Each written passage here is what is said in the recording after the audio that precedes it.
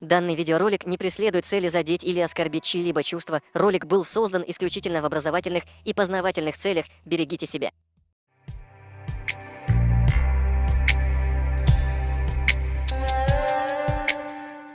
Участники конфликта в Новой Москве оказались уроженцами Оренбурга с российским паспортом.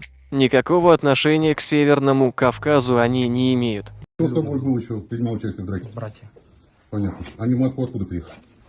С Оренбурга. Все из Оренбурга. То есть все россияне. Все россияне. Понятно. Ранее федеральные СМИ сообщали, что группа кавказцев напала на мужчину с ребенком. Главный редактор РТ Маргарита Симоньян в спешном порядке успела обвинить кавказцев.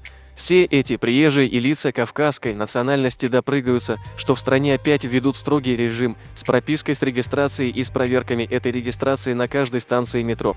Позорище какое! На Кавказе молодые мужчины в гостях даже в туалет, извините, стесняются зайти, терпят, потому что неудобно, потому что в гостях. А в Москве, значит, не в гостях, но так вам покажут, кто в этом доме хозяин.